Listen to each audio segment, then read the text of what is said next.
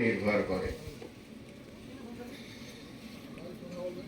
আমরা সেই রকম কর্ম করব, বা ভালো কর্ম করলে ভালো ফল যেমন পাওয়া যায়, তা সেই রকম কর্ম করলে আমরা ঠাকুরের কাছে সেইভাবেই যেতে পারবো। তিনি নিজেই পুষ্পরথ নিয়ে আসবেন, বা আমরা জানতে পারবো হ্যাঁ ঠাকুর এসছে আমাকে নিতে। ঠাকুর বলেছিলেন না, যমের প্রবেশাধিকার নেই আমার শিষ্য ভক্তের কাছে। এটা তো মিথ্যা হতে পারে না। মন্ত্রমূলক গুরুর বাক্য, বা গুরুর বাক্য কোনোদিন মিথ্যা হয় না। এতে সে বিশ্বাস আমাদের অর্জন করতে হবে। এখানে গানে বলেছে কি না, একটা গান আছে, জীব নদী তুমি সাগর। আমাদের গান করে থাকি আমরা, জীব নদী তুমি সাগর। এখানে যেমন নদীর সৃষ্টি হয় কোথা থেকে না, সাগর থেকে। কি করে? বিশাল জলরাশি। বলছে ভূগোলে বলছে যে পৃথিবীতে 3 ভাগ জল, 1 ভাগ স্থল। তাহলে 3 ভাগ যদি জল হয়, 1 ভাগ স্থল, আমরা তো সারা জীবনে ঘুরে শেষ করতে পারি না। 1 ভাগ স্থল আর 3 ভাগ জল যেতে হলে কত জলরাশি। তাতে কি হয় না, বাষ্প হয়। সেই বাষ্প কি হয়, আকাশে উঠতে উঠতে উঠতে উঠতে কুয়াশা হয়। যেমন এই সময়টা কুয়াশা হচ্ছে বেশি, তা কুয়াশা ঘনীভূত হয়ে কি হয় না, বৃষ্টি হয়। সেই বৃষ্টির জল পৃথিবীতে পতিত হয়, সেটাই নদী আকারে ধাবিত হয়। কোথায় যায়? আচ্ছা, নদী কোন বাহিনী বলি আমরা? দক্ষিণ বাহিনী। কেন দক্ষিণ বাহিনী? না, উত্তরে তো পাহাড় উঁচু, সেই বড় মানে বাষ্প আকাশে উড়ে উড়ে মেঘ হয়ে গিয়ে ধাক্কা খাচ্ছে কোথায় না, পাহাড়ে বা উঁচু গাছে। সেখানে বৃষ্টি আকারে পড়ে নদী আকারে আবার সেই সমুদ্রের দিকে ধাবিত হয়, আবার গিয়ে কিন্তু সমুদ্রে গিয়ে মিশে। তাহলে আমাদেরও ঠিক, জীবেরও ঠিক তেমনি জন্ম মৃত্যু, আসা যাওয়া বারবার, কিন্তু তার উন্নতি আছে। শাস্ত্রে যেমন আছে 84 লক্ষ জনই আমাদের ভ্রমণ করতে হয়, 80 লক্ষ বার পোকা মাকড় পশু পাখি গাছপালা কীট পতঙ্গ ইত্যাদি, 80 লক্ষ বার। আর 4 লক্ষ বার মানুষ জন্ম, মানুষ জনিতে, সেই বন মানুষ থেকে শুরু করে। আর ঠিক সেই কারণেই এই মনুষ্য জন্মকে শ্রেষ্ঠ জন্ম বলেছে। কেন শ্রেষ্ঠ জন্ম বলেছে না, এই জন্মে আমাদের বিচার করার ক্ষমতা আছে, ভালো মন্দ আমরা বুঝতে পারি। আমরা ভালো করে জানি যে ভালো কর্ম করলে ভালো ফল পাবো, আর খারাপ কর্ম করলে খারাপ ফল অবশ্যম্ভাবী। তা আমরা ভালো কর্ম ভালো ফল বুঝবোটা কি করে না, সেটা আমরা এমন কর্ম করে যদি আমার নিজের আত্মাতে তৃপ্তি পাই, আমরা নিজে নিজে তৃপ্তি পেলে তবেই বুঝবো না আমার এই কাজটা সঠিক হয়েছে। কিন্তু একটা কাজ করে মনের মধ্যে খুঁতখুত লাগছে, আর এই কাজটা করে ফেললাম, খারাপ কাজটা করে ফেললাম, এটা নিজেদের মধ্যে অনুভূতিটা আসে। আর একটা মানুষের চোখে ধরা পড়ে যে ওই লোকটা এত খারাপ কাজ করছে, কিন্তু আমি দিব্যি খারাপ কাজটা করে যাচ্ছে, আমার কোনো বিকার নেই। কিন্তু মানুষ বলতে পারছে, বলে তখন বলে যে ওটা মানুষ না, একটা জানোয়ার। কেন বলছে না, আমার কার্যক্ষেত্রে। আবার কারো ক্ষেত্রে বলে মানুষ নয়, ভগবান, দেবতা। কোন ডাক্তারের ক্ষেত্রে বলে না, রোগ যদি কঠিন রোগ যদি নিরাময় হয়, ডাক্তারবাবু আপনি আমার ভগবান।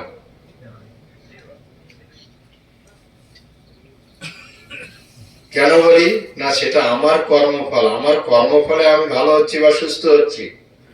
আর ডাক্তার বা ওষুধ হচ্ছে উপলক্ষ। আমার আয়ু শেষ না হলে আমি যাব না। সেই জন্য এক মহাপুরুষের কাছে, এক সাধুর কাছে গিয়ে বলছে এক ভক্ত, বলে মহারাজ আশীর্বাদ করুন। বলে সাধু সন্ন্যাসীর আশীর্বাদে কিচ্ছু হবে না, ভালো কাজ করো তবেই ভালো হবে। ভালো কর্ম করো, তবেই ভালো হবে, ভালো ফল পাবে। আমি আমি সারা বছর পড়াশোনা করব না, আর পরীক্ষার সময় গুরুজনদের আশীর্বাদ, মা আশীর্বাদ করো ভালো যেন পরীক্ষা হয়।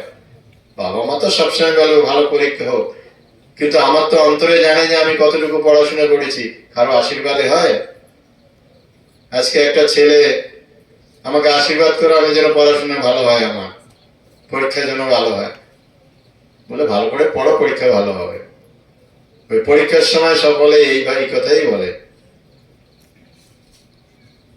কাজে আমরা ভালো কর্ম করলে ভালো ফল আমরা পাবো। এই যে গানে আমাদের বললো না, ব্রহ্মা বিষ্ণু মহেশ্বর, কেউ সৃষ্টিকর্তা, কেউ পালন কর্তা, কেউ সংহার কর্তা। শিব তো পরম বৈষ্ণব, তিনি কি সত্যি সত্যি সংহার করেন নাকি? মানুষ মারেন নাকি? বৈষ্ণব তো কোনদিন একটা ওই কি তৃণদপি শুনিছেন অমানি না মানদেন, এটা হচ্ছে বৈষ্ণবের লক্ষণ। এক মহারাজ বলছেন, তোমরা ব্রহ্মা বিষ্ণু মহেশ্বরকে দেখেছো, কিন্তু আমি দেখেছি। কিরকম? ব্রহ্মা কি করে? সৃষ্টি করে। তা আমাদের সৃষ্টি কে করেছেন? মা সৃষ্টি করেছেন, মা আমাদের ব্রহ্মা। বিষ্ণু কি করেন? পালন করেন। তা আমাদের পালন করেন কে? জন্মের পর থেকে মা। তাহলে মাই আমাদের কাছে বিষ্ণু। আর শিব সংহার কর্তা, শিব সংহার কর্তা মানে আমাদের কি সংহার করেন? মা আমাকে যত্ন করে, অসুস্থ হচ্ছি, মা সুস্থ করে তোলেন, মা সেবা যত্ন করেন। অর্থাৎ খারাপ জিনিসটা নষ্ট করেন কে? মা। মা খারাপ জিনিসটাকে আসতে দেন না সন্তানের কাছে। শিব হচ্ছে পরম বৈষ্ণব, সংহার কর্তা মানে আমাদের খারাপ জিনিসটাকে তিনি হরণ করেন, জীব যাতে তার লক্ষ্য পথে পৌঁছাতে পারে।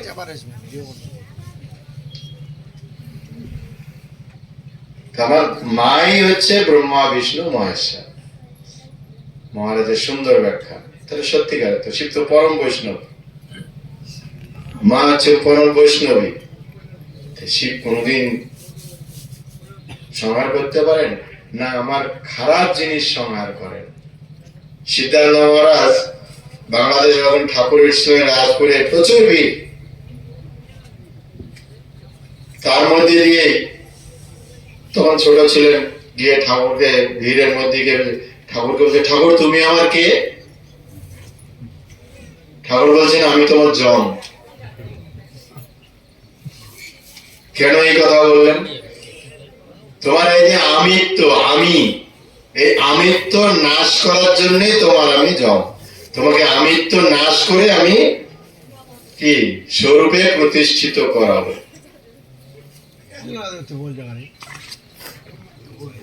বগুড়া সুরেন্দ্র মোহন দাশগুপ্ত খুব ঠাকুরের ভক্ত।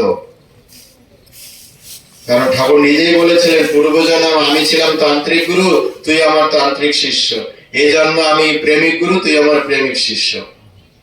তা সুরেন্দ্র মোহন দাশগুপ্তে বগুড়াতে যখন ঠাকুর গেছেন, তার বাড়িতে গেছেন, সুরেন্দ্র মোহন দাশগুপ্তের শাশুড়ি সেই জামাই মেয়েকে নিয়ে গেছে, ঠাকুর আমার মেয়ে জামাইকে আশীর্বাদ করো, তারা যেন সুখের শান্তিতে সংসার করতে পারে। ঠাকুর কি আশীর্বাদ করেছেন?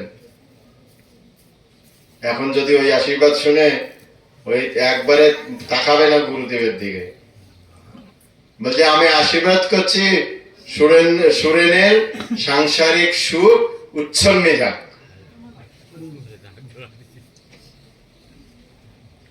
বুড়িমা, শাশুড়ি মা, বৃদ্ধা মানুষ তো, বৈশাখী মানুষ ওই কথা শুনলে আর গুরুর প্রতি ভক্তি থাকবে? ঠাকুরের সাংসারিক সুখ উচ্ছন্নে যাক। এই জাগতিক সুখ দিয়ে কি হবে? এই জাগতিক সুখে তো আমাকে পরম সুখ দেবে না। তাহলে সাংসারিক সুখ উচ্ছন্নে যাক, নিত্য সুখটা লাভ করুক। গুরুর আশীর্বাদ এইভাবেই প্রতিফলিত হয়।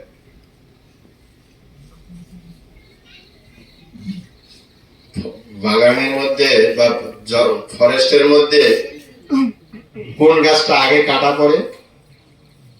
যে গাছটা সোজা হয়ে দাঁড়িয়ে থাকে। বাঁশ ধারে যাবেন, বাঁশও কাটবেন, যেটা সোজা সেটাই আগে কাটবেন, মানে ভালো। তো মানুষের মধ্যেও যারা সোজা মানে সৎ,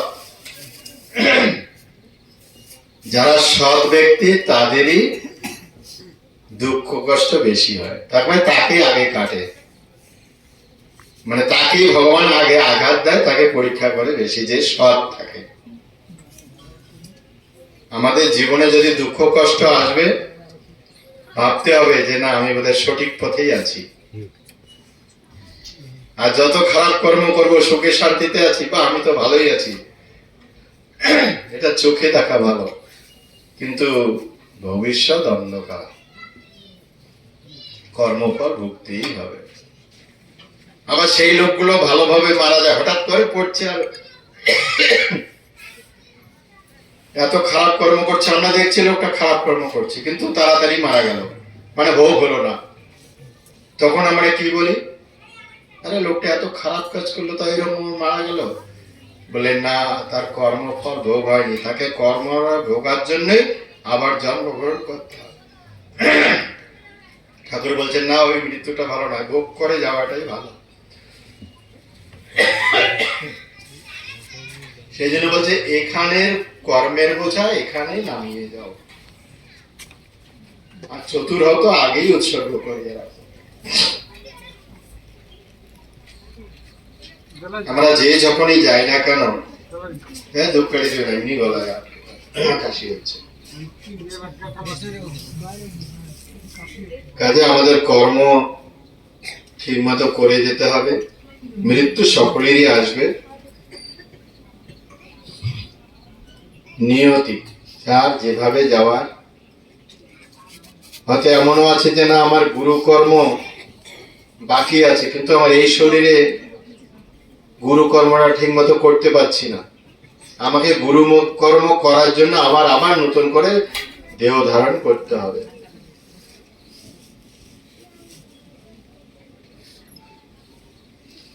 যেমন বলছে যে আমরা গানেও বলি, মায়ের এক ফোঁটা দুধের ঋণ শোধ হবে না কোনোদিন।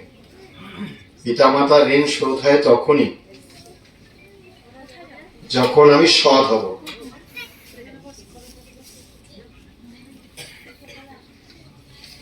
বংশে একজন যদি সাধু হয়, তার গত 7 পুরুষ এবং আগাম 7 পুরুষ মুক্তি লাভ হয়।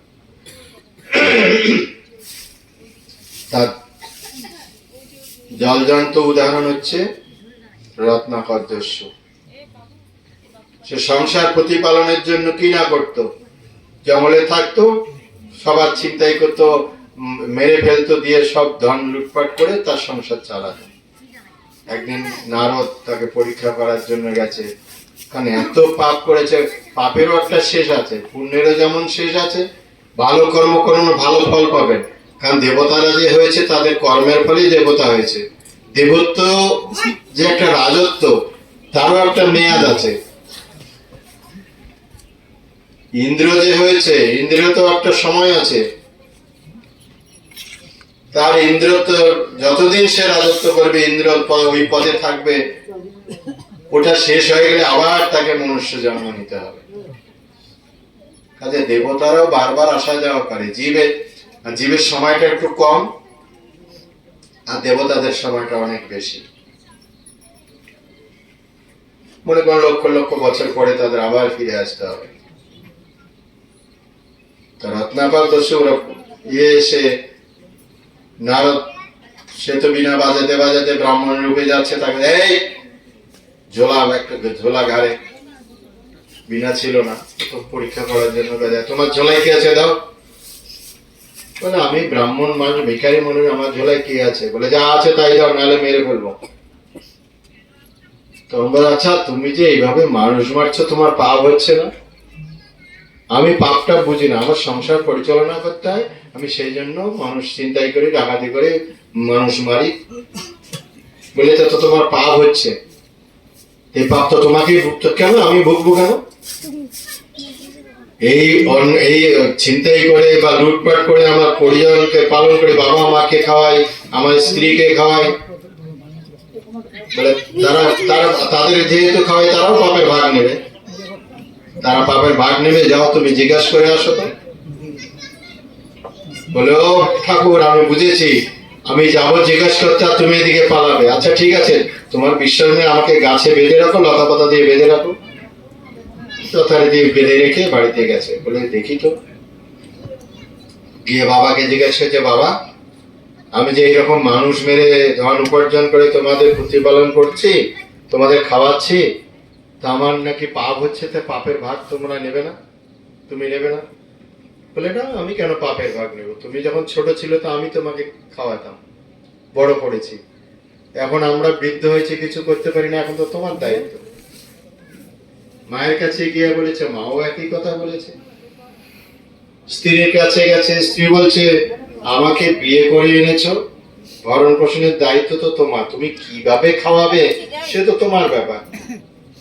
তুমি পাপ করবে না পুণ্য করবে, পুণ্যের ভাগ স্ত্রী পাবে, কিন্তু পাপের ভাগ তো পাবে না। দেখুন এখানে বড় উল্টো।